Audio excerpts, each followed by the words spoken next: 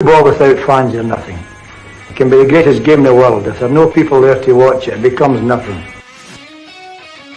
Johnston. And a goal by Johnston. That makes it 2-1. We were magnificent. Magnificent. Larson. Oh, he's in. Henrik Larsson. That is sensational. Nakamura. The game is over. The Rebels have won. He's done it!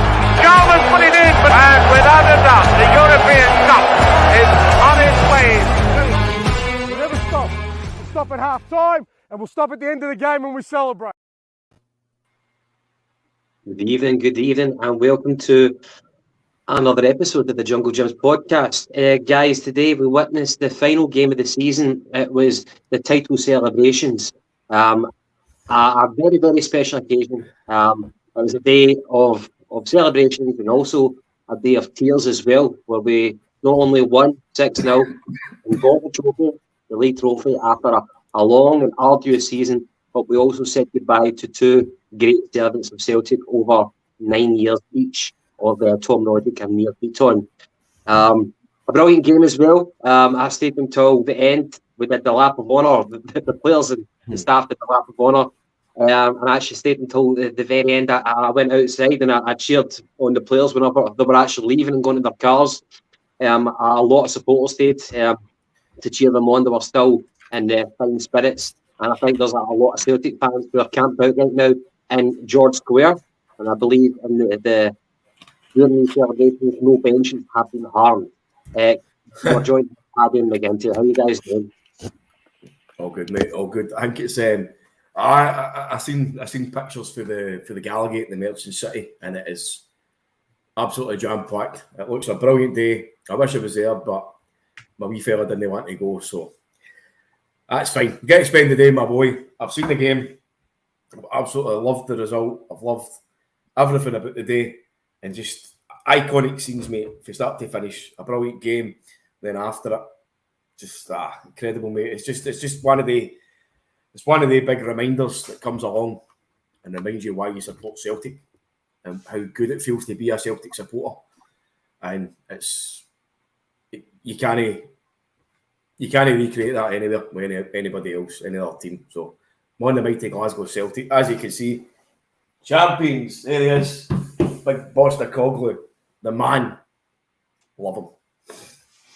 You know what I love? I love that picture behind still has Callum McGregor with the face mask on. Any picture throughout this season, he wouldn't have had it on or just got to pose separately. But it did, mate. I've had to drop him with Tipex. So. Tipex. Was you getting too excited with Ange? No, that's me. I've just jizzed in McGregor's face. That's what it is. Yeah, by the way, see when you talk about like sports memorabilia, do you think Calmac will actually keep a hold of that mask? And aye, 100%. Aye, that'll probably get auctioned for one of the many Celtic charities. I would imagine. Or for the Celtic £7.2 million up there with Maradona's shirt. Aye, almost 7.1 million. Yeah. And by the way, to the viewers, thank you very, very much for tuning in once more. I know it's a Saturday evening; people have probably got plans. But if you're kicking it at home, what better way to enjoy yourself than just stick on the Jungle Gyms? I know that there's an FA Cup final on, but we're obviously not watching that. Is it still beach, actually? I don't even know, mate. I couldn't even tell you who's playing. Chelsea, Liverpool, Arsenal, City, Man United, Everton. Some red team, some blue team. Chelsea and Liverpool, and it's 70 minutes, and it's 0-0. Same shit. Different day. Who gives a fuck? Because this is the day that Celtic lifted the famous trophy. And, of course, as we heard when the boys were walking out onto the pitch with the trophy, we heard that wonderful, wonderful tune that we've not heard for a while. It's the ultimate shithousery. If anybody hasn't watched the game or hasn't seen it, and the guys were coming out with the trophy, the DJ, whoever he was today, was absolutely top-notch and played the Champions League theme tune, because guess who's got the Champions League? The boys. Yes, come on. Aye, it was great. It was great. I didn't expect that, but everybody in the crowd appreciated it. By the way, to the viewers again, please like, please subscribe, and obviously give us a comment. What's that one for Scott Howe? Hail, brothers and sisters of Celtic. God bless Big Ange's jumper. Aye. And at the end of the game, whenever he was doing the post-match speech, he even mentioned you've taken to me, you've taken to my family, you've also taken to my jumper as well. That was quite funny. So much so, I went and bought it. Hopefully, be here next week. You'll need to wear it for the next pod that you're on. That'll be what, next season? What, did you appear again? Aye. Right, Paddy.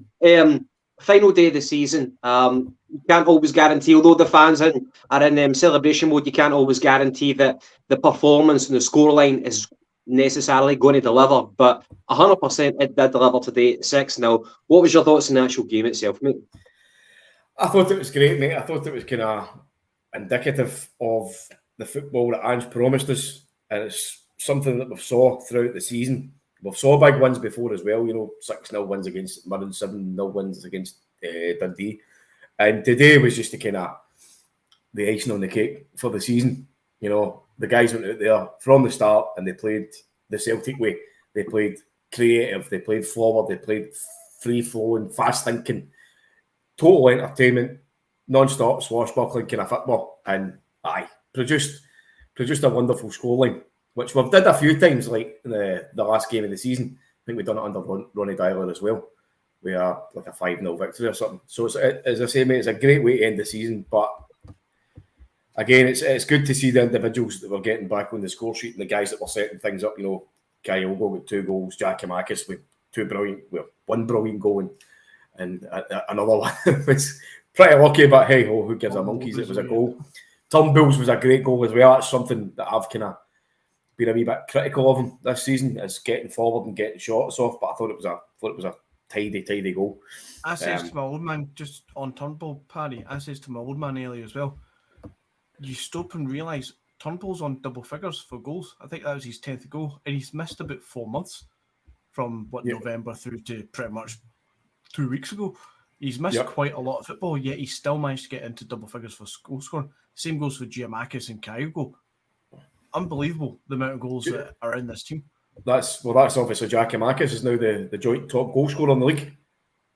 Will he get that by default of playing less games / minutes? I have no idea how that works, because I know the boy Regan Charles Cook for Ross County. He was obviously the top goal scorer, but Giakoumakis' 2 goals a day brings him level. So for somebody that's been in and out since he's come into the team, when he came in even later than when he signed, because his fitness issues and injuries, whatever, for him to be up there as the joint top goal scorer, I think it's a remarkable achievement, and kind of the limited games that he's played, because there's been a kind of balance. If it's no him that's playing, then it's Furuhashi that's playing, and whatever one of us playing, it has been going on a scoring run. But it's the same with Kyogo. I mean, Kyogo was out for extensive periods as well.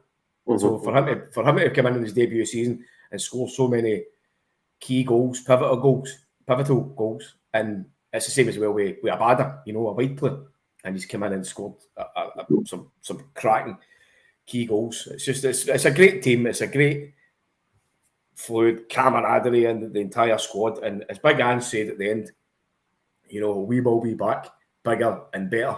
And that's what I was saying to yourself, Gav, just before we came on. That's the first in a while that I've heard from a manager where I actually sat back and I believed in him, and I believe what he was telling me.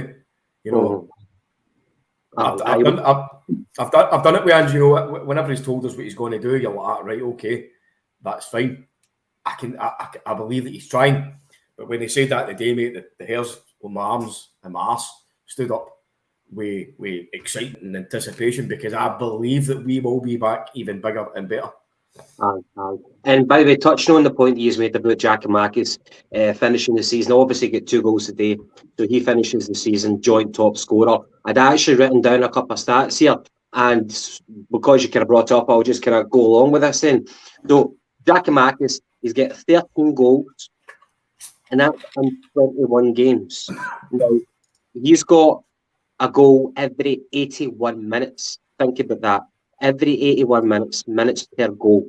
I think that's fantastic for the big Greek. Now, although he's played 21 games, a lot of them have been substitute appearances.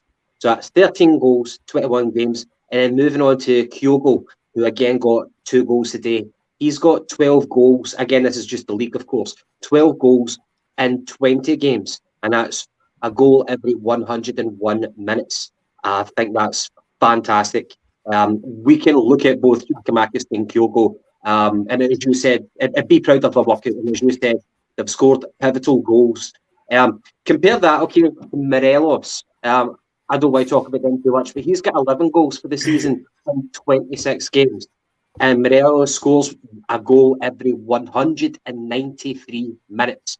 Put that in perspective. Giakoumakis is 81 minutes, Kyogo 101, but Morelos 193. And 2 other people who have obviously contributed massively to Celtic this season in terms of the assists is Jota. Jota scored 10. He's also set up 10. He's played 29 games. And Abada, who had a great blistering start earlier on in the season, and he's kind of carried on. He's got 10 goals and he set up 6 goals. And he's played a lot of games. He's played like 36 games, but a 20-year-old Abada, I think that's fantastic. So some great contributors, and Giakoumakis and Kyogo, they're only going to get better next season with higher numbers than that. So I think that's something they can be proud of for their debut season for Celtic. Unbelievable. 100%, Unbelievable. definitely. It's numbers and stats, and when you start to think about other players within the squad, and as you say, 81 minutes, 101 minutes, extrapolate that out over an injury-free season, or can you get both of them to play together, or subbing one in, one out? If you extract that out of how good that could be, you could have a front 4 or 5 that's going to have Turnbull in it, Jota, Abada, Giakoumakis, Kyogo. They could all hit 80 plus to 100 goals between them if they're all going to get double figures, 25 each for the 2 strikers, 10, 15 goals each for the wide guys, easily. You look at Abada's stats, and I think you said he was played, 36 games or something this season? If you look at him over March and April, predominantly, he's actually played a lot of bench game, where he's came on, last 15, 25 minutes, half an hour, which is fine. And that's why he's not scored goals as much. It's once that guy gets a run of games in, it might take 1 or 2 games before he does something, but once he's got that run, he's contributing to a goal every other game. When he's on form and in a run, he's going to be, he is going to be our number 1 right winger next season, regardless of Jimmy Forrest signing the contract extension or whoever else may come in. It's going to be Abada for me. Do you think the departure of, I'll read this and I'll go back to the question I was going to ask about Abada. Palman, I hope you're doing well, mate, for the Netherlands. I'd known from the moment our big Greek letters for Celtic that he'd be a good player for such a big club. And Palman, of course, is a fan of BVV Venlo.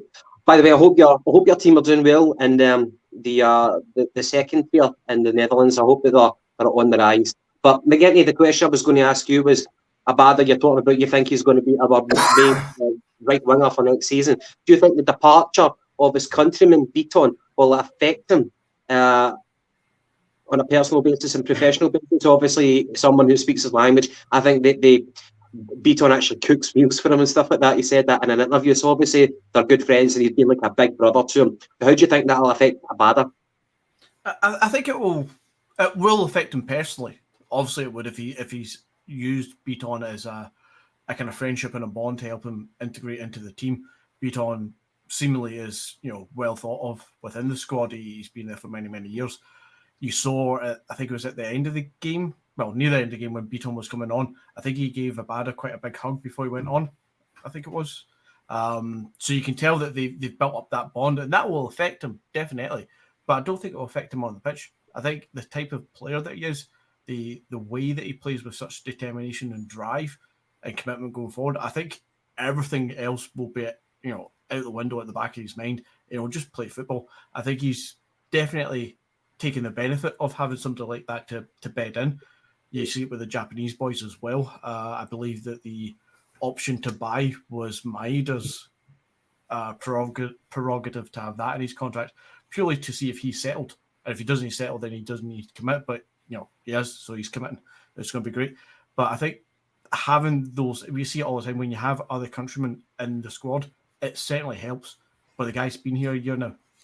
I don't think he will need it, and I don't think he'll fixate on that too much going into next season, because he's going to be the number one right winger for Celtic. He's going to have his own aspirations and goals, which will supersede any doubts and worries, because he's settled in now. He's met new people, surely.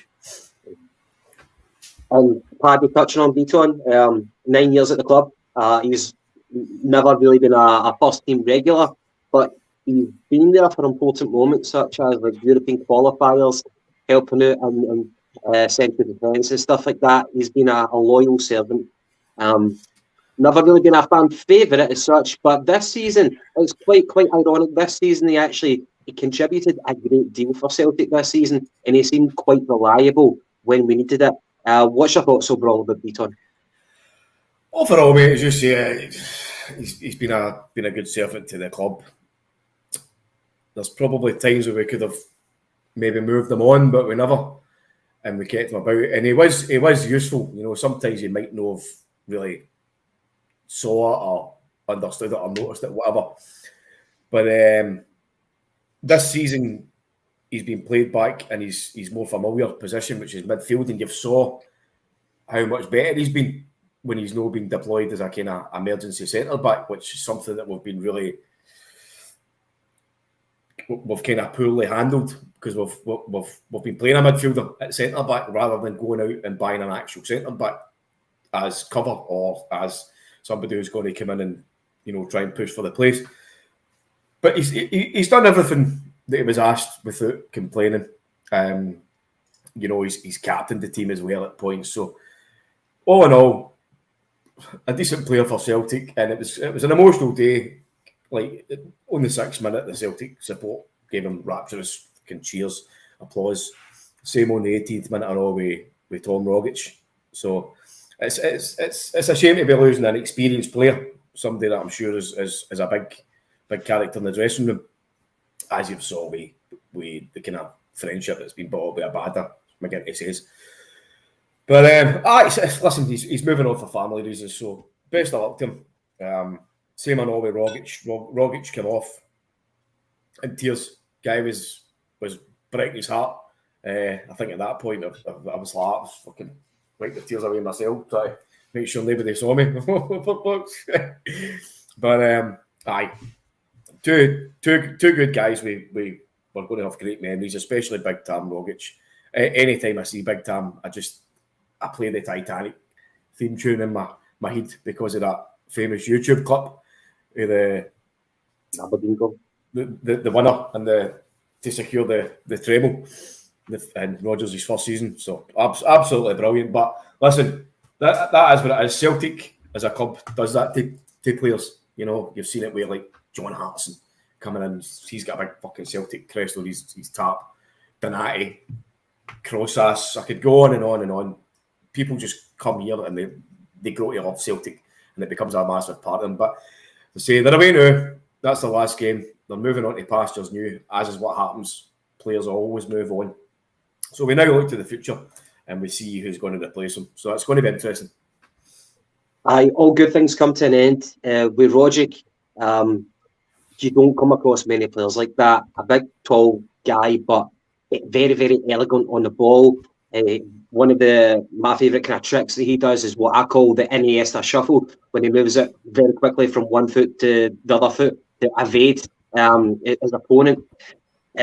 He's great at going into the hole, picking up passes from the defensive midfield and then turning on a sixpence and being able to dribble or to feed in a through ball to a striker. Very, very classy player. And he's never ever let Celtic down on or off the park. Never been a controversial figure. And of course, a fan favourite.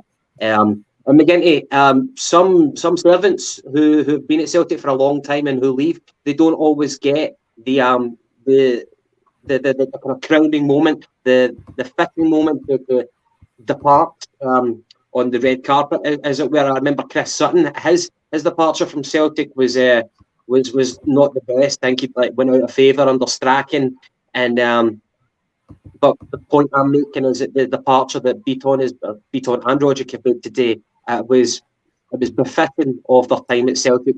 They won the league. They get the trophy. They get to parade around Celtic Park with their families and stuff like that. And the fans got to say goodbye. So a massive difference it makes for that whenever you can go out in style like that. 100%. And I'm glad that they've done it this year for, if no other reason, exactly that. Because imagine, and I don't want to dwell on it too much, but imagine if it was last year that you lost somebody like Neil Beaton. Tom Rogic, you would still look fondly on, but if you lost Neil Beaton last season, I think the reaction from the fans would have been a lot more of a thank fuck sort of situation. When I think that personally, and I don't mean to be, rewriting history or anything, but I think that last year and the way that everybody felt about Neil Beaton at that point would have been quite a negative kind of outlook to him, which would have been really sad because you can't fault Beaton for playing at centre-back. You can't fault Beaton for being the only option in the qualifiers. That's Celtic's fault. That's the manager's fault. He's came in every time. He's been an absolute professional. He's done the best that he can. And to be fair, centre-back, he's not been the worst centre-back that we've had. But he's put in a shift and he's tried his hardest. You've seen it this year, though, put him back into the central midfield position. He is such a more, accomplished player. He's tidy on the ball. He can read a game really well and he can control a game quite well, even though he's not the most vocal or, physically aggressive looking person on the pitch as what Brown or McGregor can be to some extent. But to go out this season for Neil Beaton is fantastic to see him, passing that armband from McGregor to Beaton as he came off and on. That was lovely to see the two of them, Beaton and Rogic, bringing the trophy onto the pitch. Fantastic to see because you have 9 years to this club. You've done something right to stay here that long, and both of them definitely have been through all of the highs that we've ever seen in the last 20 odd years, and definitely one of the biggest lows last year, but they've both bounced back and they've both shown this season that they were massive players for us over the course, and good luck to them wherever they go next. I imagine Neil will be back off to Israel, judging by his Instagram stories of newborn babies, new pregnant wife, new baby, not new wife, pregnant. Not there's anything weird going on there. But I imagine he's off back to Israel probably. Wink, wink, nudge, nudge to Dudu Dahan to get a wee move over that way. And I can only assume that Tom Rogic will probably end up either on the west coast of the USA, so it's a quick trip back to Oz, or he'll actually probably end up playing in Asia to some degree, which fair play to both of them. They've done superbly well at Celtic. They've won all the medals. What did they say? 30 between them, 15 each, I guess. Superb, absolute superb players for Celtic.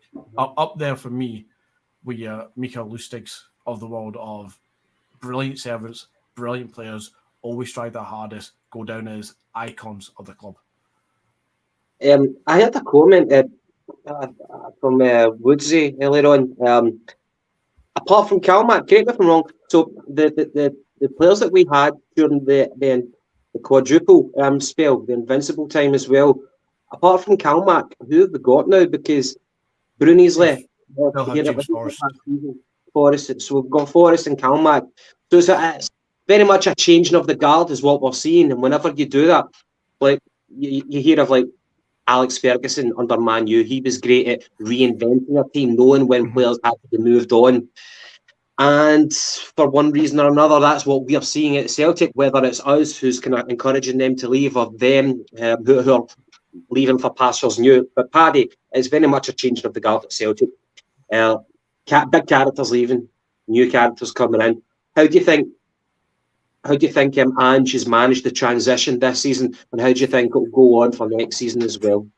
Well, Ange has obviously managed the entire team magnificently this season. Of course, at the start there was points where the jury was still out, sometimes maybe unjustly, sometimes just kind of the mood of the moment. But when you look at it overall, it's been tremendous because everybody doubted us this season. We were all told this season was going to be a rebuilding season. We would be lucky to win a cup at that point.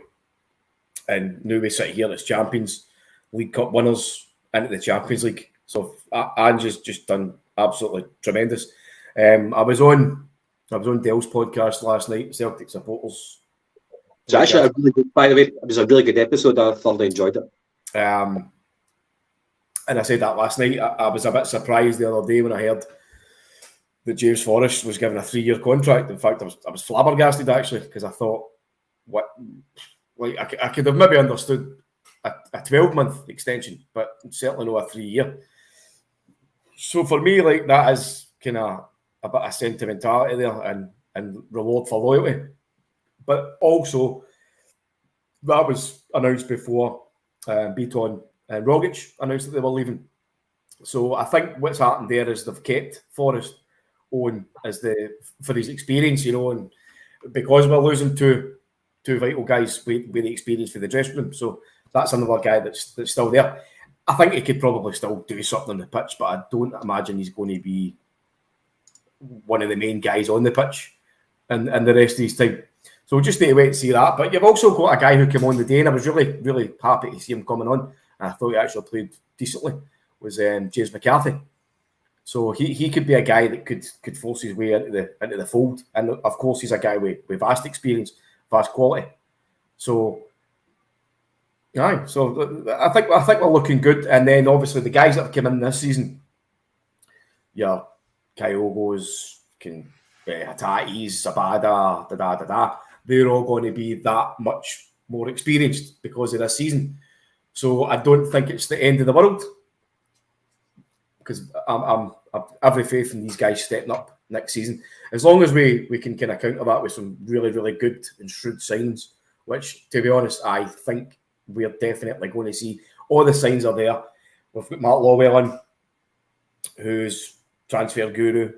He's worked alongside Ange. They're clearly in tandem with each other, and they're clearly working very, very hard behind the scenes. Ange just came out today and told us we are going to be bigger and better. I believe him. I believe him with every fibre of his words. So he's telling us now that we are actively looking to bring in big players. Maybe no big massive signings, but players that are going to fit beautifully into this squad. And hopefully, looking at the celebrations today, even Jota might just, this kind of moment and that feeling and seeing what it's like to be a hero is going to swing Jota's view to staying. I don't know about Cameron Carter-Vickers because he's like the Iceman. You can't read him at all. So we'll just need to wait and see. But the future on paper is looking good. So it's going to be an interesting couple of months. I do believe Cameron Carter-Vickers' his nickname is the Fridge, not the Iceman, but very close, mate. Very close. The freezer then. We're getting gone are the days, I think, from what we've witnessed with the transfer activity from Postecoglou.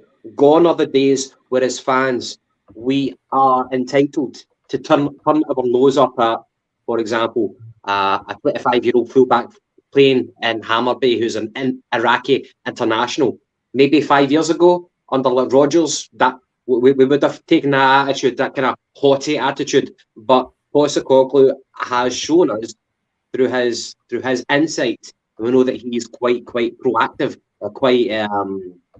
he's right at his scouting anyway. So the point I'm making is that it looks like our first signing is going to be this Iraqi international who plays for Hammarby as a fullback.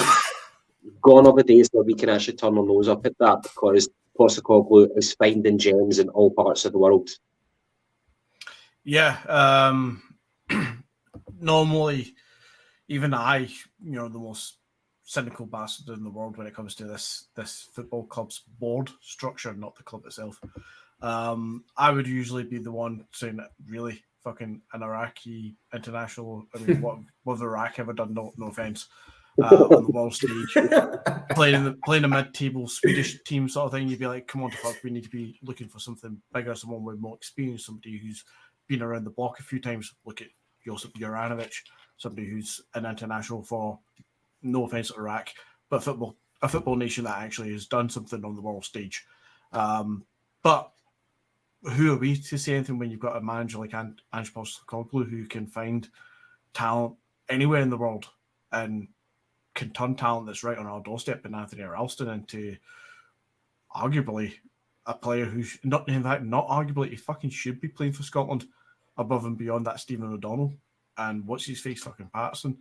Yeah. He's been a standout all season. If Ange can do that with Tony Ralston, I'll trust Ange can do it with anybody who's got the right mindset. So as he said many times before, he looks to find the person, not the player, the person. Obviously, you have to have certain skill sets to be a football player nonetheless, but he looks for the mindset of the person because he knows very well if you can get somebody to commit to the cause, they'll run through a brick wall for you. Taylor and Ralston, 2 prime examples. But yeah, gone are the days that we can turn our nose up to. Not only the fact that we don't know anything about these leagues, and Ange clearly does. We just can't afford to be going around buying Croatian internationals for every single position that we've got. We just don't have that money. Unless something crops up in the world of Juranovic, we need to go find these so-called hidden gems. So yeah, if that's going to be the left back, judging by the video clips that I've seen, bring him on. He's going to be superb in this system. Well, we're obviously talking about guys leaving, so Beaton and Tom Rogic, I don't think they'll be the highest earners at the club at all, but they must have been on a good wage, with increments every year, new contracts, whatnot. So as much as it's kind of sad to see them go, a new era begins, and with them leaving, it frees up money, as we know, for contracts.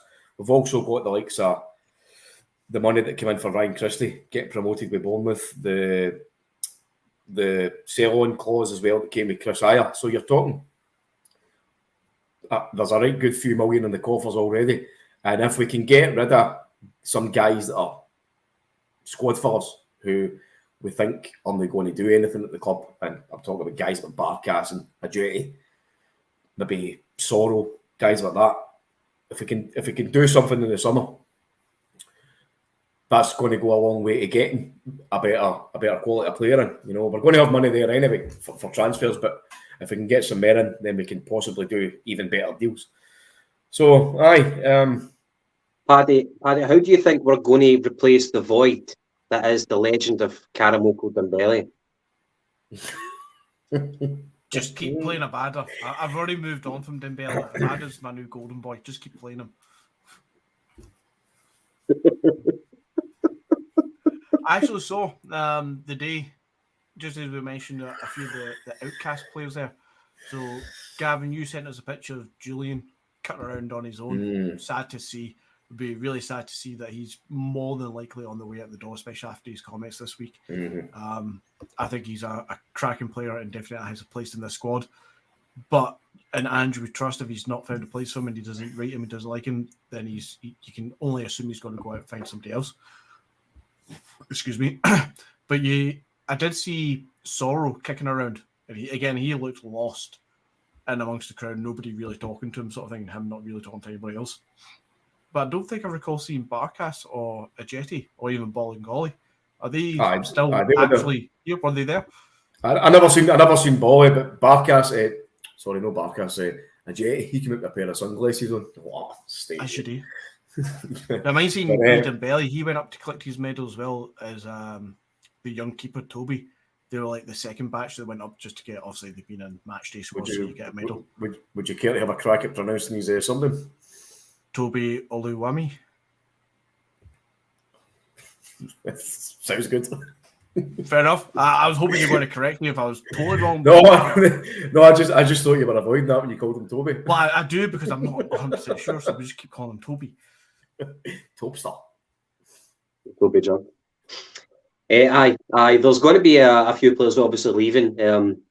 Obviously Beaton and Roger, but other people, like, I wouldn't be surprised if Julian left. We're talking about Karamoko as well. Maybe Ajeti and Barkas, they'll be on good wages, but at the moment they're still financial assets. Whether they've got 1 or maybe they've got 2 years remaining on their contract. Scales as well. Scales just doesn't get a shout in now. Like we brought on whenever Greg Taylor looked to be struggling during today's game, we took him off and we brought on Stephen Welsh. He had to deputise at left back. Scales, I don't think, was on the bench. If he was, he probably would have played. But I don't know what's happened with Scales. Again, he was brought from Sligo Rovers, I think it was. A lot of talk that it was Shamrock Rovers. Shamrock Rovers, pardon me. A lot of talk that it was a Dermot Desmond signing rather than a Postecoglou signing. 100%. Yeah, 100% that was. So, you know, your first season transitioning over from the Irish League to the Scottish League can be a difficult one physically, you know, getting up to speed with the game. But I don't know, does the boy have the quality? And let's not forget, he's not like an 18-year-old, 19-year-old. I think he's 23 years old now. So that's you're considered a senior player at that age. So a lot of departures that we're witnessing. Do you guys think that we've at the moment we've got, if we're anticipating the people are going to be leaving, that we've actually got we're lacking in numbers overall? I'd like to see the amount of numbers that we've got. Yeah, nay. I think with guys like Bain getting his contract extension, Forrest getting his contract extension, even Taylor earlier on in the season, but especially Forrest and Bain, I think they're getting signed up for 2 or 3 reasons. And the first one is not that they're going to add something magical to the team and take the squad further forward in any aspects. There's a lot of chances that these guys are getting tied down because they meet the criteria for European squad numbers and qualification numbers. We need, 8 homegrown players. We need 4 trained at the club from like 21 and under. So we need guys like Forrest in that. I think they're there for that reason. But you're going to see the absolute deadwood in Ajeti, Barkas and Scales. They're all going to leave this summer. I would be surprised if any of those guys are still here. The only one that I'm going to be fairly sure will still be here of all the deadwood is probably going to be McCarthy, because he just seems to feature just a little bit too often on the bench that maybe does have something that Angelo But once you get rid of all of them, it is going to be lesser players, but none of them really have played any great part in the season. So there won't be a major loss. If anything, getting rid of 6, 7, 8 of these players and bringing in 2 or 3 who can actually do what Ange needs them to do, that will help more than anything else, because there's 2 or 3 players willing to actually be played in our squad, in our system, as opposed to Barkas, Ajeti, Zorro, Scales, whoever else is on that list. Just a wee shout out at the bottom there, Keith. Come on the hook, Celtic.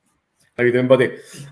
Keith says that I think he says that he can see 8 players going in the summer. So, give us a wee message, Keith. Tell us what 8 players you're thinking, because I think we're probably all kind of on the same kind of wavelength with most of them.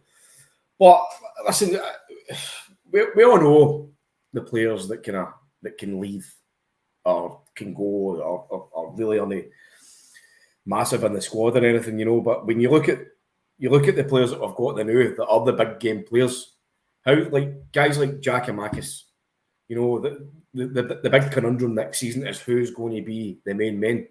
You know, is it going to be Kyogo continuing on as the central striker, or is Giakoumakis going to come in and cement that place, and we're going to have to shift Kyogo somewhere into this team? Is Maeda going to continue on the left? Like, how does it all tie in if Jota goes? Cameron Carter-Vickers, you know. So who do you guys see is going to be first and foremost the main men, or do you see anybody in particular stepping up next season and elevating the team? I said it like last week, I think, on the podcast, where some people might not like this. Some people might actually agree. I think that Giakoumakis domestically is capable of outscoring Kyogo. I think not by a mile, not by a punchy mile, but I think with his style, the hold-up play, especially in the Rangers games, somehow I feel more secure him playing in the Rangers games than Kyogo because of their physicality. I think Giakoumakis domestically could be our main striker, but at the same time, Kyogo's such a fan favourite. It's at the same time, in the same breath, I can't see Kyogo being the bench warmer, and I think Kyogo could cause a lot more damage in European fixtures with that kind of style of play. It's going to be an interesting one. I also have minor doubts about how effective Abada will be next season. I know that McGinty, of course, said that he thinks that he'll be the main choice right winger, and I hope McGinty's right with that. Abada has got, first off, let's put out the pros. He's got pace to burn, 20 years old. He's obviously a mentally tough person to come over to Scotland on his own and actually thrive. He's thrived because of the numbers I said earlier on, 10 goals and 6 assists in the league itself. But I'm not too sure. If it's frustrates and delights in equal measure, I'm not too sure how effective he's going to be next season. It might take a couple of years before he becomes a standout player. He does have the potential. And one other thing. I need to ask though, what does he need to do to be a standout player? When you look at his stats, what else does he need to do? Well, he's a right winger, and he doesn't always convince as a right winger, i.e. taking on players. This feels like the Scott Sinclair debate after his first season or two of he doesn't do enough of the team, but the numbers are still there. I know, but take away the numbers and look with your eyes. Do you think that Abada is the best right winger that we've got? Does it look like he's going to be the best right winger that we've got? Yes. Because any time that I've seen him on the right wing, and I don't want to be too negative today because today's should all be about positives. But as we're talking about next season, I don't really think that Abada is at his best when he's playing on the right hand side.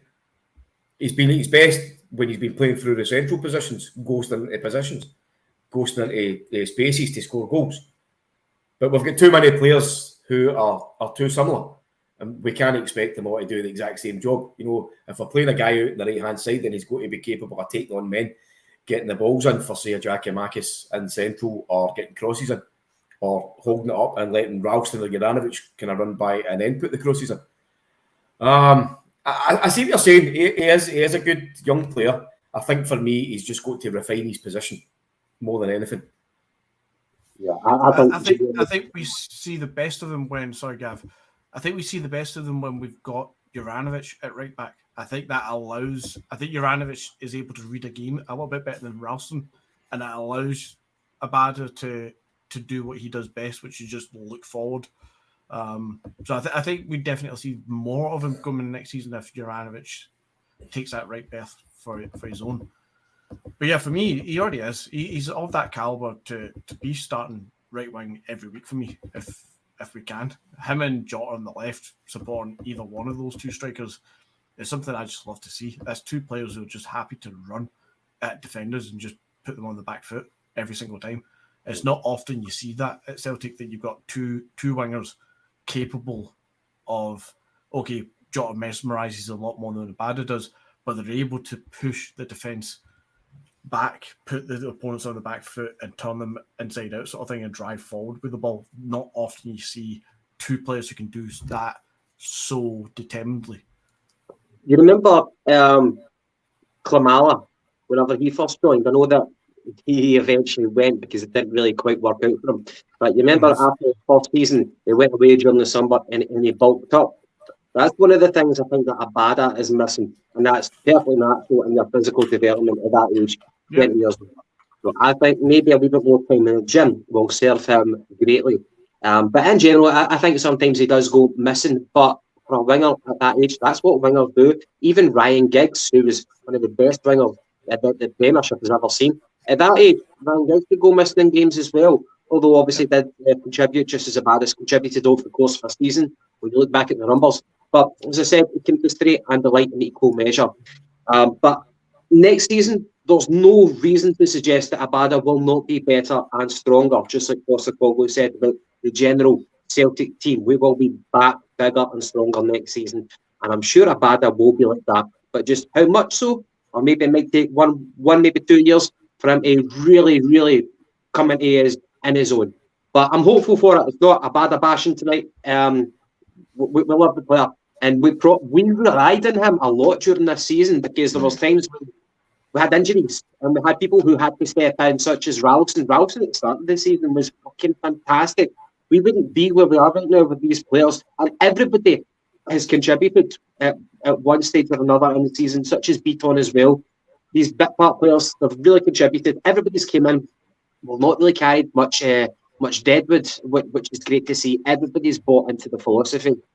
Aye. By the way, Ralston, I thought was excellent again today. I love how he drives down the wing, and he's starting to get a lot smarter with his ball retention and his timing when he's ready to cross, because you do see him, and once he gets by a player, he's now able to take that wee extra touch and just compose himself a lot more than just kind of get the head down and just running down and get the ball in. So I think for me, Ralston's really went from strength to strength this season. Same as a lot of players. Starfelt, you look at the stats and whatnot. And Starfelt and Vickers haven't lost a game since in the league. Since they started their partnership, which is great. But again, this is all kind of questions now, and it all depends if Vickers signs permanently. Which, to be honest, I've got my doubts. Jota, again, if Jota signs, then that's a better headache that we've got, because we've now got a settled kind of forward line, even though it can be changed at the drop of a hat. Maeda, I think he's going to be a brilliant player next season, especially in the Champions League. See with that pace, and if he can refine himself and on, if he can start to be a lot more clinical, then you've got a scary player there. I think what we need to do is I think we're going to need to replace Rogic with some sort of box-to-box midfielder. And I know Turnbull could potentially be that guy, but for me, he's still got a lot to prove, even though he's got a lot in his locker. I saw Deguchi coming on today, and he did a pretty decent game when he came on. I love that wee man bun, just a wee Japanese haircut, beautiful. But he played a lot. He played pretty further up, didn't he? Played very, very further forward when he came on. And you've also got Hatate as well, as I said, McCarthy came on. So we have got options. Of course, Matt O'Reilly, who didn't play as another great player, but I don't see O'Reilly being that kind of box-to-box player. So I don't know. What do you guys think? Where do we need to bring players in for first and foremost? If you go with the example that Vickers and Jota stay, where do we buy? What position? Well, I agree with you in terms of there's a void now as the chief creator, the chief midfield creator.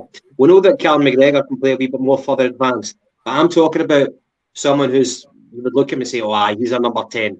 That type of player who can play in the hole, who can turn on a sixpence and either dribble past people or play in through balls. O'Reilly, I don't see O'Reilly as a like-for-like replacement in terms of style-wise. Yes, he can play in that position, but he's going to give you something different from what Rogic did.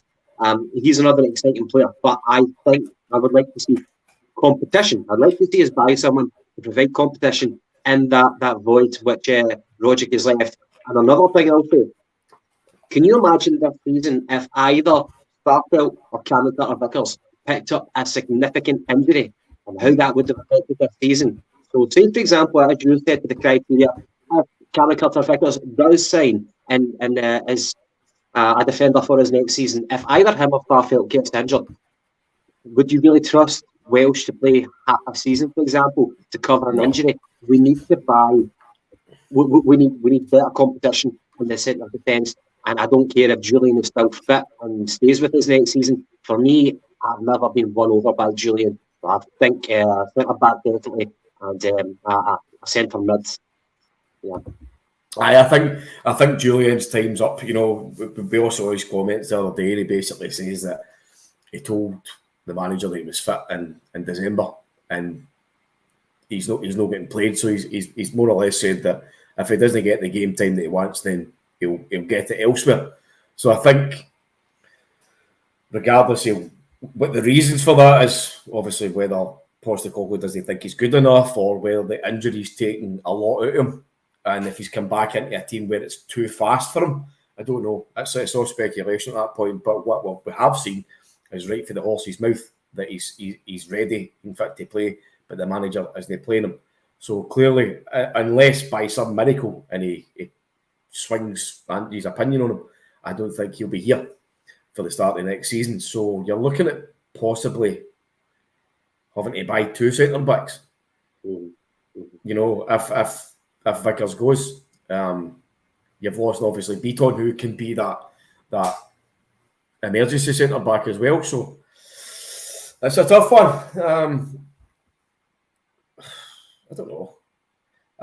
For me, I would definitely love to see that midfield enforcer brought in, because we've got fancy, fluid players, guys that can get their foot in the ball and drive forward, but we've not got that guy that can just go in and break up play and smash the opposition, out-muscle somebody.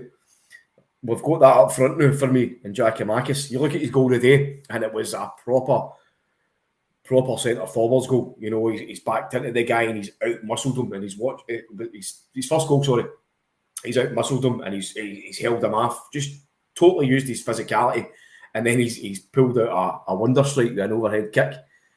So I absolutely love Giakoumakis, and for me, just my personal opinion, I would be having him as my starting centre forward. And I know Palman asked a question earlier on, which we never really got to answer, but because we're talking Postecoglou, Giakoumakis now. No, Palman, we certainly will not be selling Giakoumakis. He's going to be a big player for us next season, I would imagine. No chance. And it's good. It's good for us to finally have a number 7 that we can be excited about and proud about as well. It's been a long time coming. 100%. A big physical striker. From Frank Brennan, regardless of both Beaton and Rogic leaving, and even if Jota and CCV both stay, which I doubt, then we still need at least 6 players ready for the first team, and not kids on loan with potential. McGinty, one point that I was thinking of, I don't know if you find this interesting, but me personally, I do find it interesting. I think this summer, in terms of transfer activity, our net spend is going to be higher than previous seasons. We probably might spend the same amount as what we have done previously, but in terms of the net spend, and I'll kind of back that up with, I don't think we've got any players on the potential of leaving Celtic who are going to bring in tons of money to kind of balance the books like that. So obviously, like last year, our 2 big sales were like Aya, I don't know, but like 13 odd million, and Edward roughly about 15, 16 million. I don't think we have any examples like that, people on our book who the Sharks down in England are sniffing around for. So that's why I think that our net spend this summer is likely to be higher than previous years. What do you think of that? I would think so, and especially with the Champions League money guaranteed, obviously, we can go into the window now knowing that we can net spend to that degree without needing to sell anybody, which has always been the case for the last God knows how many years, where we've had to balance the books as we've went through the transfer window. I think now we should surely be confident to turn around to Carter Vickers and Jota and say, look, there's the money paid, there's your contract, do you want it or not? If they do, brilliant, they're in, some problem solved. If not, we're going to need to go and replace them. I'd rather have them in, because you're not going to replace those 2 guys quite as easily, especially when you know what they can do. But our net spend overall is definitely going to be higher, but we can, for once in a long, long time, afford to do it. That whole speculate to accumulate sort of situation, we've all wanted Celtic to push that boat out earlier in the year, so we don't have to play near Beaton at centre back in a Champions League qualifier. We don't have that problem anymore. We're in. We've got it. Spend the 40 million. I know not all 40 million is going to go straight into a transfer kit, clearly not, but we don't need to sell, as you say, 13 million, or 15 million on Edwards to try and cover that transfer business. Did you man at the bottom screen scan Paddy's t-shirt for his paint colours 40 shades of green? This was here first. So it's a fucking... By the way, just in case Jota and Carter Vickers leave, I'll just do that. Just nudge them out. Keep going. There you go. There we go. I believe both of them will stay. Carter Vickers is the only small doubt just after what you were saying at the end of the game today, but I think both of them generally will stay. And if they do, and everything else, just back to your question earlier, Paddy, I think it was yourself that asked it, Paddy. Yeah, definitely, first and foremost, left back. Love Taylor. great worker. We need better. That would be my first pot goal, would be a left back, and then that defensive midfielder. See what you're talking about, Vickers. Like you saw today. Well, I'm assuming you saw Gav. You maybe not seen it when you were at the game, but certainly on the TV, Joe Hart was loving the day, mate. He was celebrating like there was no tomorrow. You could see the love and appreciation on his face for the club. So a guy who has been been an outcast and been slaughtered and totally written off out in England, you would be hoping that he's been having a word with Vickers all season, especially the last kind of 6 months, and saying, listen, you're a young man. I know probably the big carrot is playing in England for you, but it's no hard for you so far. You've been out on loan to 3, 4, 5, 6 clubs. You've found a club now where there's something special going on, and we're heading into a big season next season when you're going to play in the Champions League. Come here, sign on the dotted line, try and win the league again, try and make waves in the Champions League, and then you will get a bigger move to England. Get your name out there, but first and foremost, come here and find yourself a home. And then if you get a big offer, then you go, and it's a win-win for everybody. We get the guy for another season or 6 months or whatever, and then Celtic will get a big transfer. So, exactly. And hopefully it's the same with Jota as well, 100%, mate. If you believe in yourself, back your ability, sign for Celtic, play in the Champions League, and if you want, get your agent to sniff out clubs after your Champions League performances.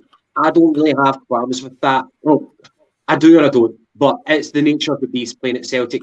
You do that in Champions League, get a bit of exposure, and you move on. We earn a profit. We enjoy seeing you play.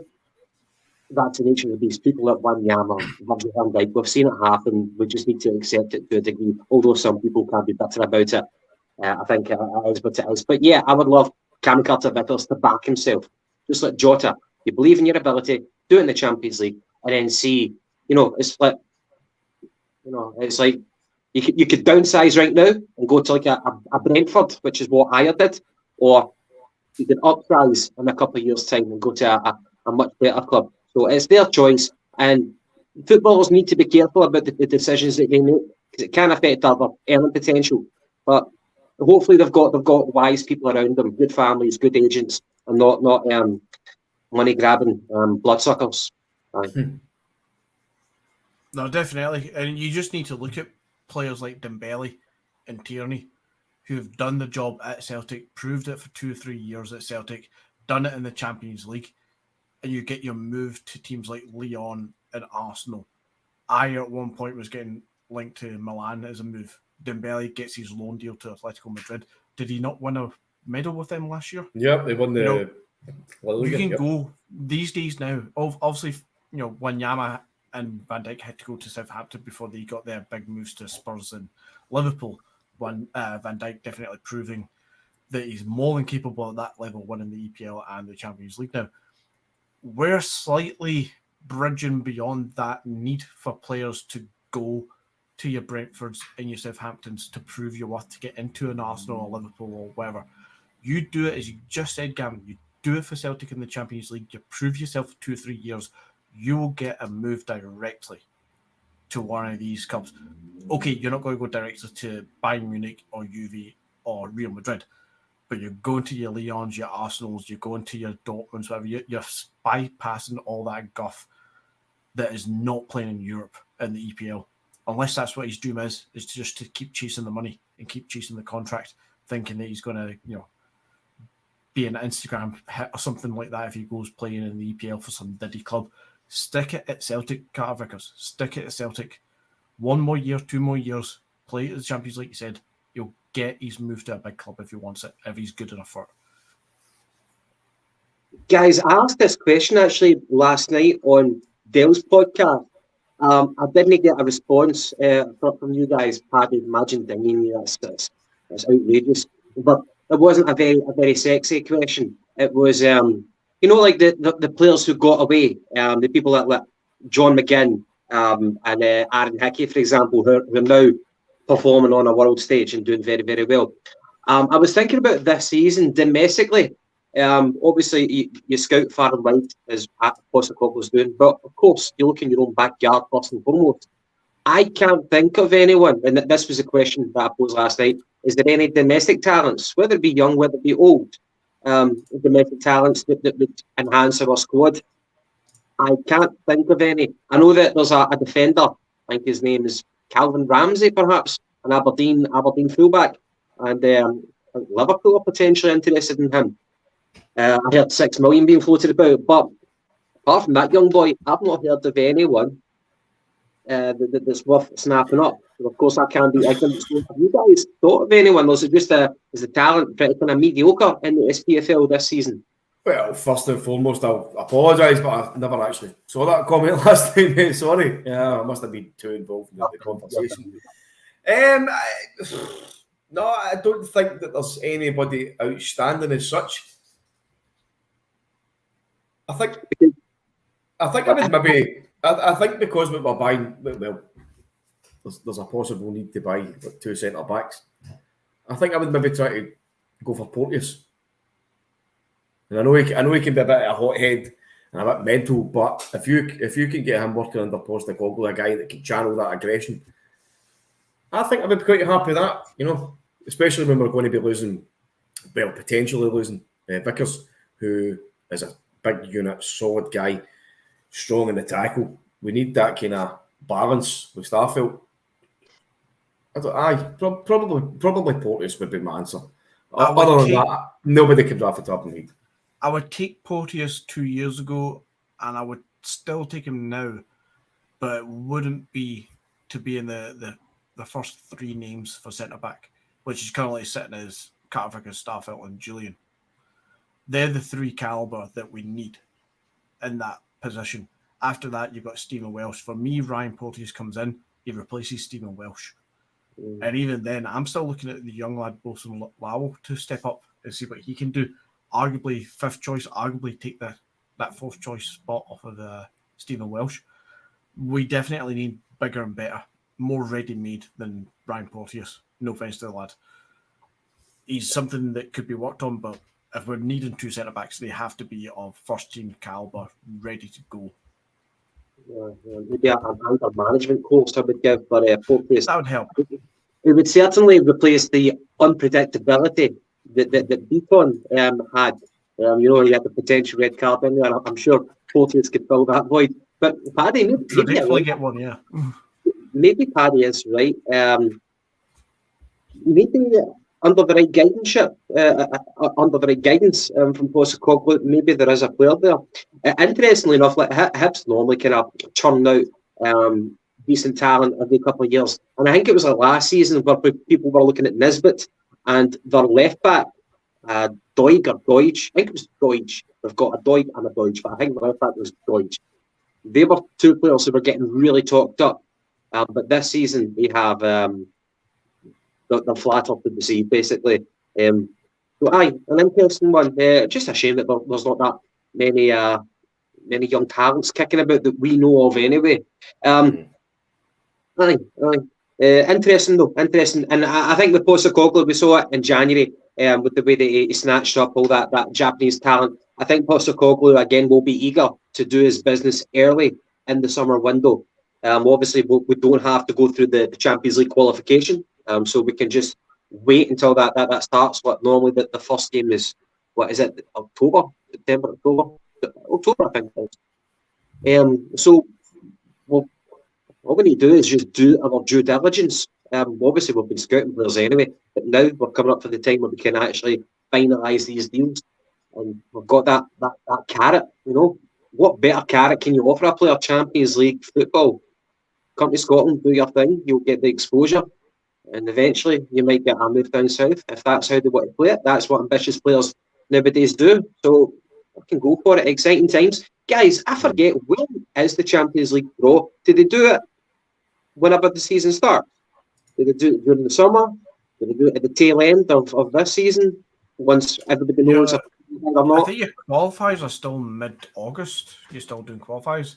First game's not usually until the 1st or 2nd week of September, so I'm going to put random guessing, say it's going to be somewhere around the 27th, 28th of August will probably be the draw for it.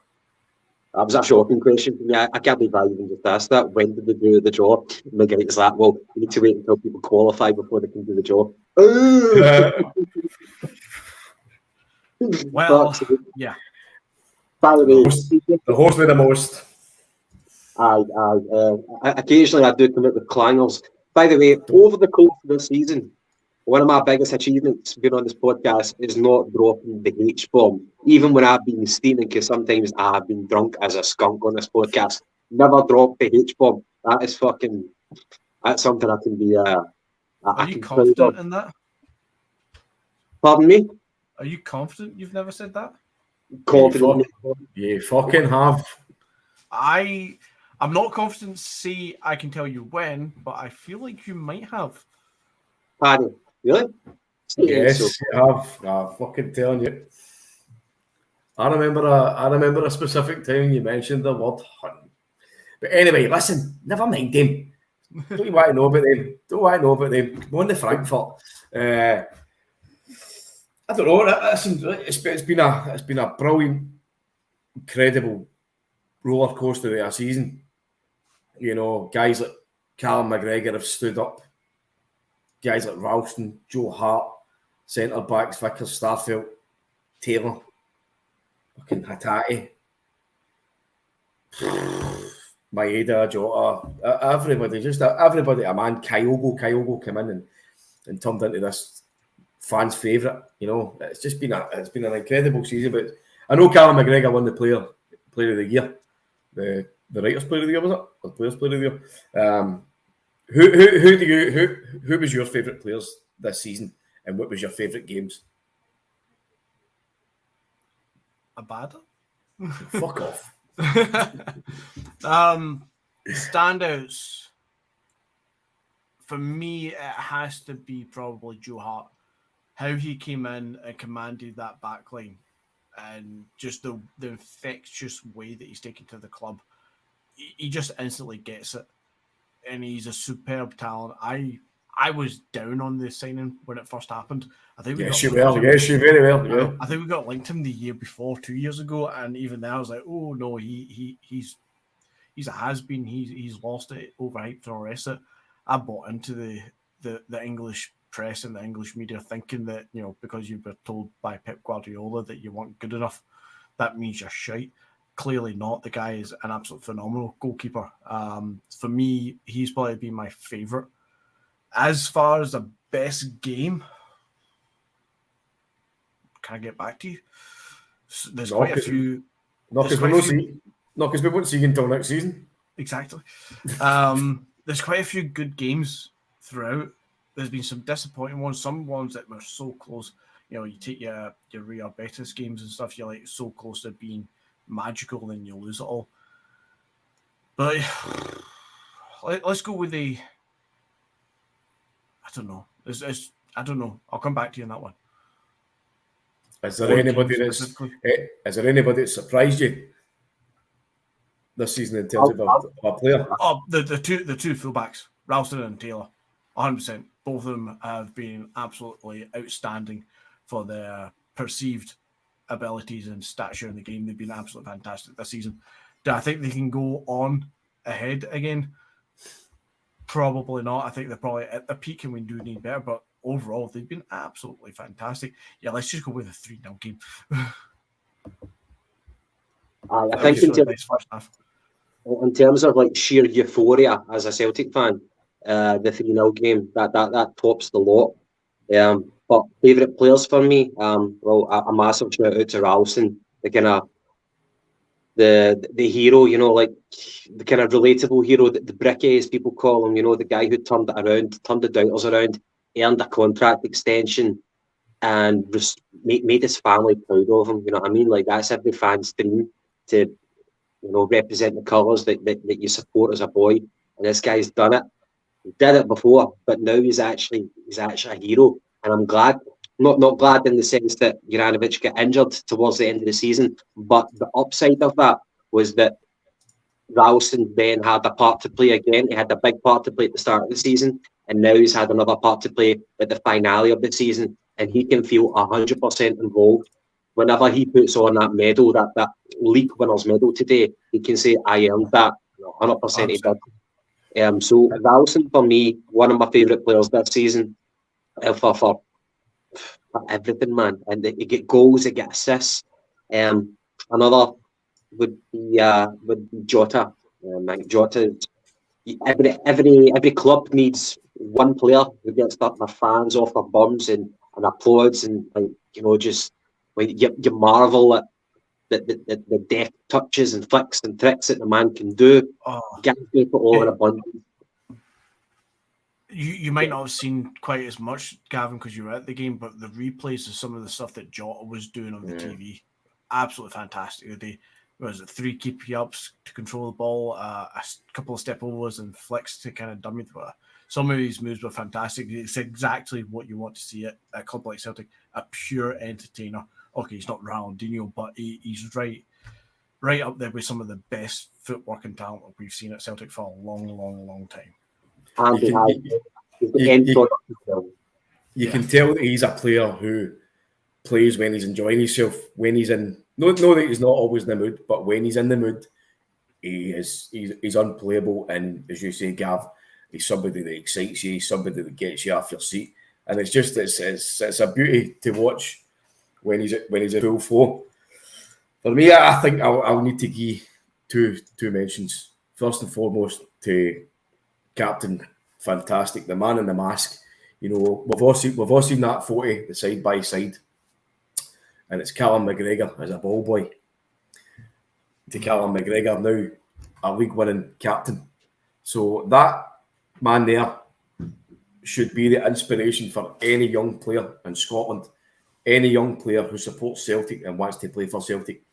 Hard work, determination, and the right attitude gets you from being a ball boy to being a hero, a title-winning captain, and just an all-round great player. For me, he's stood up so massively this season.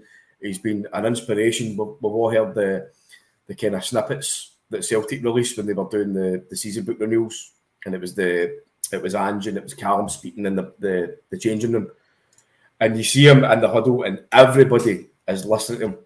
I know a lot of people doubted his credentials as captain. Did he have that captain material? And I think he's totally proven everybody's so wrong that doubted him. I think he's been a tremendous servant, a tremendous captain this season. And obviously, this man here, the guy that came all over for the other side of the world, came on his own, came in to suspicion, slagging, anything that you want to throw him. And he's come in and he's just steadily done his job. He's never once lost the rag, apart from maybe once or twice actually. But he's just been such a revelation at Celtic, and he's turned this club into something special again. You see how the players play for him. You see how the players interact with him. You see how the fans are with him, and you see how everybody is culminated with this family atmosphere again. I think it was Simon Donnelly who said that during the game today. He says Celtic is a family club. He says, and Big Ange has brought the family back together again. He's galvanised everything.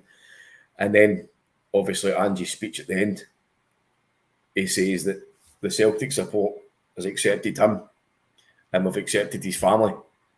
It's beautiful, mate. There's something very, very romantic about the club again. And for me, it's down to this man here.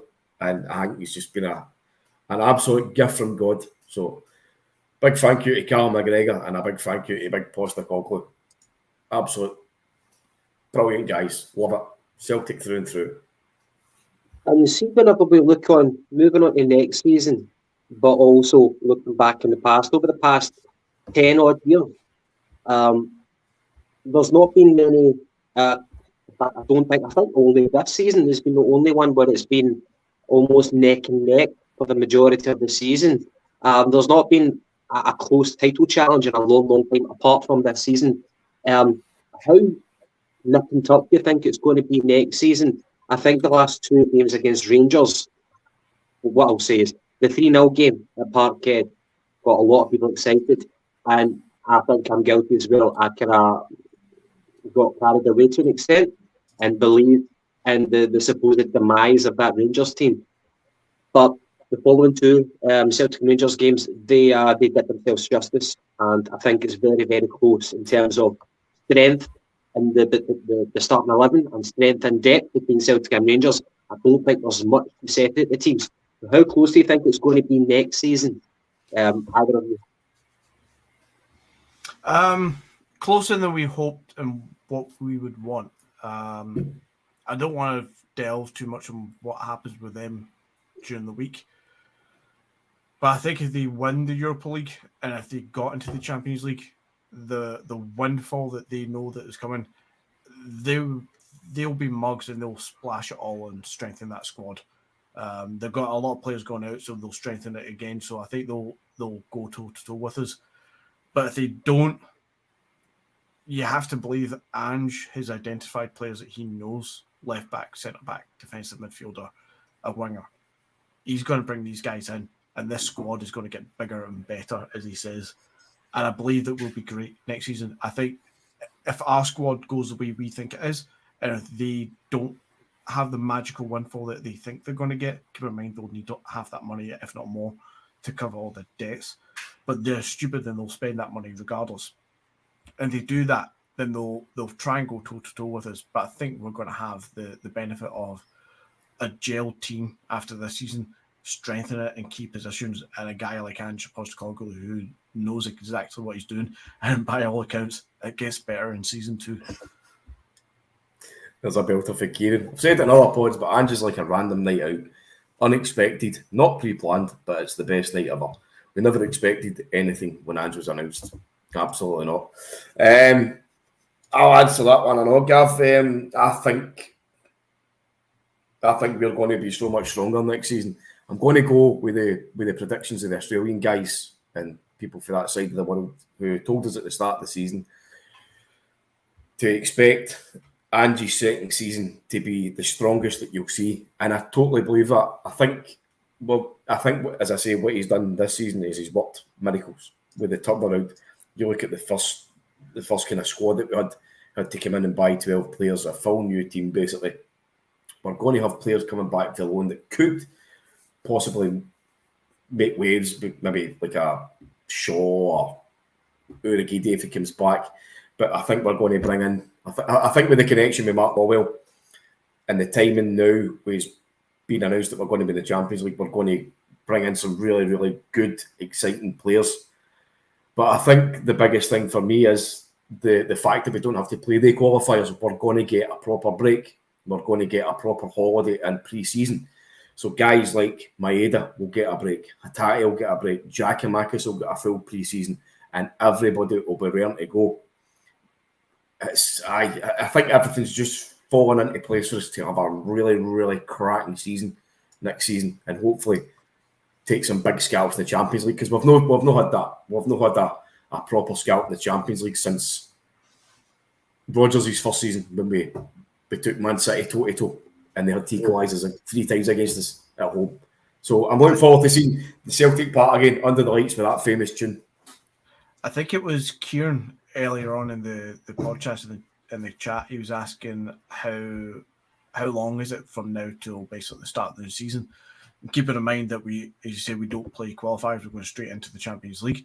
That is obviously going to be after the transfer window and after the qualifiers have been decided, Gavin, just so you're aware. It happens after that.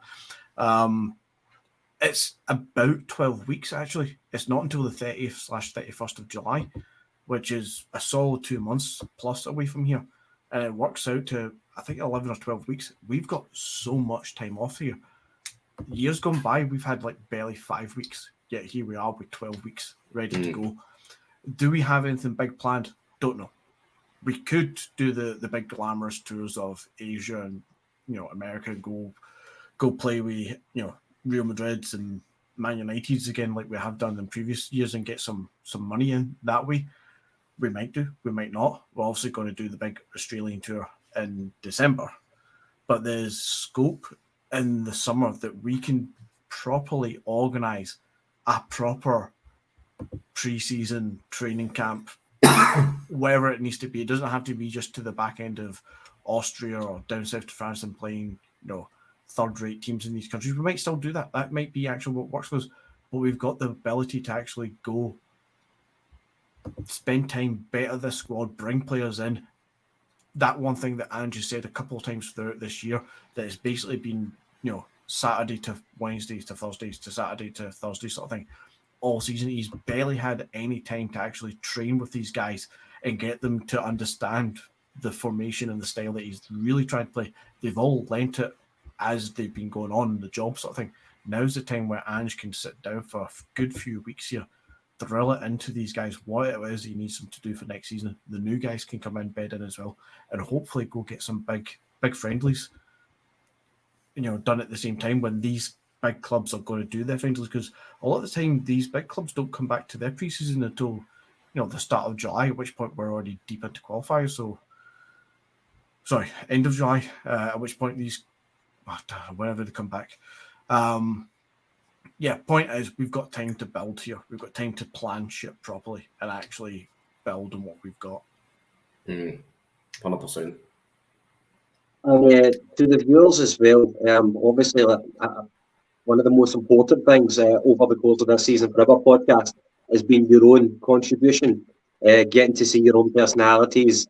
A lot of shithousery coming from you guys. It's been fantastic, some great comedy moments, a lot of regular contributors as well, and we wouldn't have the same enthusiasm or passion for doing podcasts if we didn't have this kind of rapport with you guys. So I want to say a very big thank you from the three of us, from Dazan, from Dale, wherever he's been on, for your contribution and actually enhancing the experience of doing a podcast. It's been fantastic.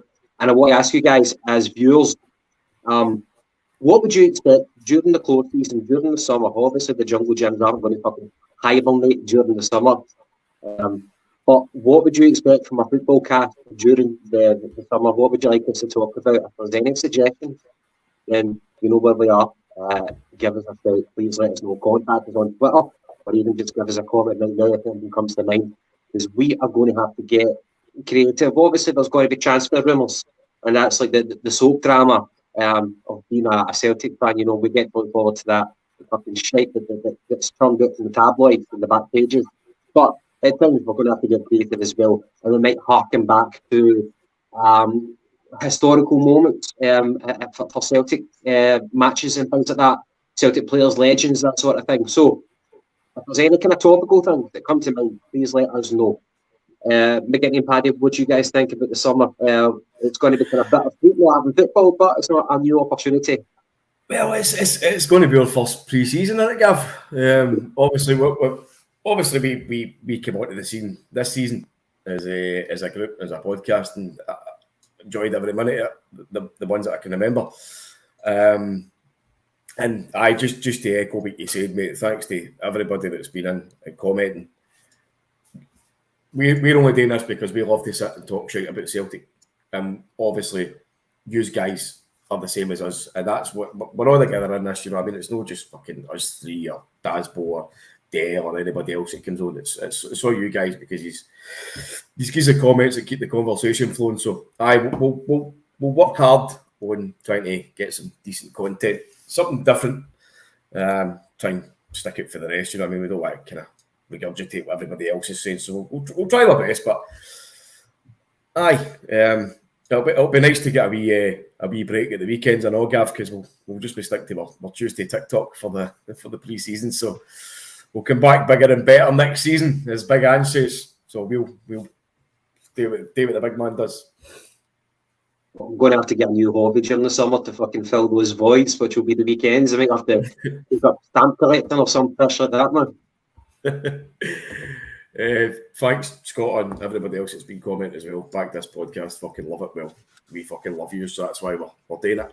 Be great to get some more subscriptions on, because we've thousands and thousands of views, and keep them coming in if you can. It's only a wee tiny wee like on a YouTube fucking thumb or whatever it is. Gives us a lot of backing as well. So click the like. McGinty, what's been your highlight of the podcast this season? Managing to make it to so many podcasts. The amount that I've missed has been unreal. So that's definitely something I'm going to improve on, hopefully, for next year. Please, we do not need to hear Paddy singing. By the way, I'm some chanter. I am some chanter, especially when I'm drunk. So, Kieran, it might happen. It might happen, pal. I'm proud and happy where we are, guys, and where we're going. Much like the Celtic team and Ange himself, surely next season we'll get bigger and better. We've got the pre-season off. Well, not off. We've got the pre-season off of football games, so we can focus our attention a lot more on that Tuesday night TikTok and try and get some themes going, get topics going, get some good chats on the way and kind of reminisce of the good old times. So yeah, for me, just glad to be here, glad to be part of it. I didn't bring him up. This week it was all him. That one. Hopefully he's away, Frank, so that you can just fucking shut him up about Dembele. Then I'll just lust. And then you just go for a bad eye every fucking day. A bad eye. And I think Liverpool's just won on penalties for anybody that's interested. Oh, so it finished nothing each then of the penalties. Yes, Liverpool have won on penalties. Well, that's good for them. Always nice to see Chelsea get beat. Yeah. Oh, they're getting beat more ways than one right now, off the field and on the field. Right, who do you want for your opponents? Champions League. There's obviously a good chance that we might get an English opponent. Well, Alan Woods had an earlier comment, and I think he said he wanted Real Madrid. I wonder if that's maybe just because you've wore the Real Madrid tap, but of course it could be because we've never played Real Madrid in the Champions League. I don't think. No, in the Champions League. I will not play them in the Champions League, certainly that. Obviously, I think people would probably agree with me that you would like to avoid teams that we've just played so much in the Champions League. Your Benfica's, your Barcelona's, and if Copenhagen managed to get in, we would like to avoid them as well. Familiarity breeds contempt. However, this Barcelona team are different from the kind of Guardiola and Frank Rijkaard days. A changed team who obviously get beat by Frankfurt, Eintracht Frankfurt this season in the Europa League. By the way, Gav, sorry to butt in, mate. I know McGinty is a lover of Barcelona. I saw the day that Lewandowski's more or less agreed to come to Barcelona, so I actually meant to message you earlier on now. The last I saw was he's still buying that he's leaving, but we don't know if he's technically Barca yet at this point, but probably more than likely. Paddy want Real Madrid as he ain't played them in years. I'm not that fussed. I would happily take Barcelona every year. It would mean that we're in the Champions League every year, so of course. But yeah, realistically, somebody new. You always want that one team who's going to be weaker than us, but somebody new, somebody different. Well, I will definitely be hitting a couple of European away trips next season, without a shadow of a doubt. So I want a good trip. I don't want to be going to fucking Copenhagen when it's freezing. I want to get my speedos out, get my tits out, get the sun.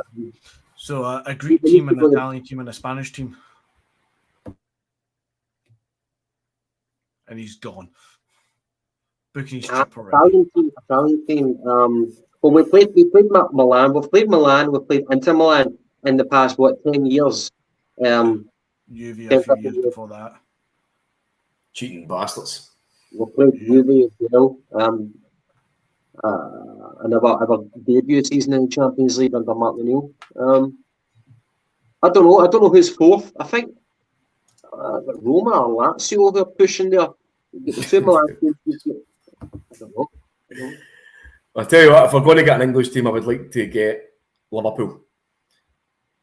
That would be a good trip. I couldn't bear to go to Man City, apart from the fact that they're a great team. Their stadium is shite.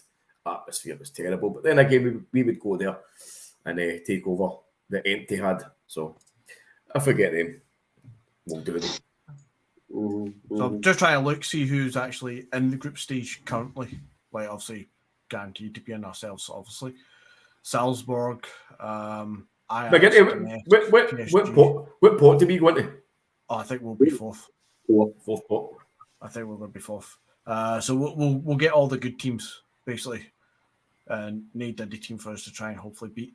But you've got your Atletico Madrid, you got your Bayern Munich. I take Bayern Munich actually. If I had to have a big team that you know is going to scalp your rotten enemy, I'll take Bayern Munich. It's something different. That'll be a great trip, Munich. Aye. But then you're going to have to look at hopefully getting, maybe take Salzburg as somebody who you would be looking to pip for second place and give us somebody smaller and weaker. I'll tell you what, guys, if Celtic ever get to a Champions League final, I will be there in a banana hammock.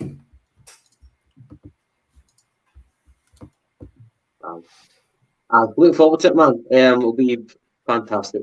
Real Madrid for me, and whatever English team we get, it's not a guarantee. But we do love a battle for Britain. The media bigs it up, don't they? And for Palman, I hope you guys will crush Ajax in the Champions League. Ajax beat BVB 13-0, but in the last game against them, Giacomakis scored. Nice one.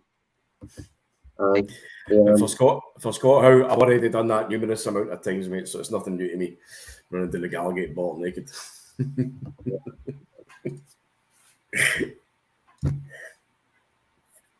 Right, guys. Anything else for tonight?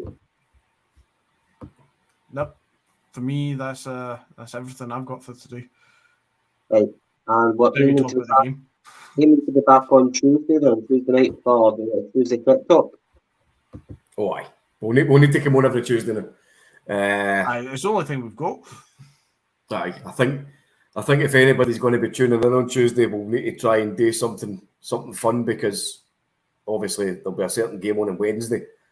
So I will need to kind of take one mind off it as best as we can. Yeah. Are you guys watching me doing the Wednesday? Because absolutely not. No. If you're not watching it, then you're going to be doing something, but you're going to be thinking about the game. So, nah, I'll not watch it. Absolutely not. No. I'll be taking a couple of sleeping tablets and going to my bed at 6 o'clock. Wake up the next morning, hope for the best. I've seen enough of their games this season to know what kind of team they are. I don't need to watch it again on the, praying that they get beat. I'll not suffer that. I'll just see what the score is afterwards and deal with it when I have to, if I have to. Right, anyway, I guess we'll wrap it up for tonight. It's been a great day. As I said, a day of celebration and a day of tears as well. When we see the departure of Roger Grant, we can have an appointment with a pot in the toe.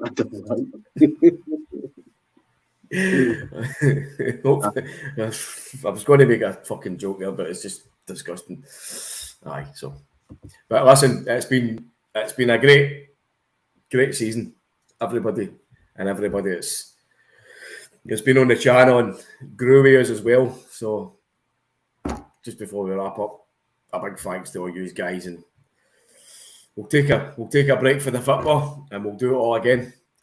So hopefully we can get bigger as well and start to get the content a lot more entertainment for you as well. Different kind of stuff, but we'll always be the same. We'll always be three guys shoot the shit, talk the way we would talk about. So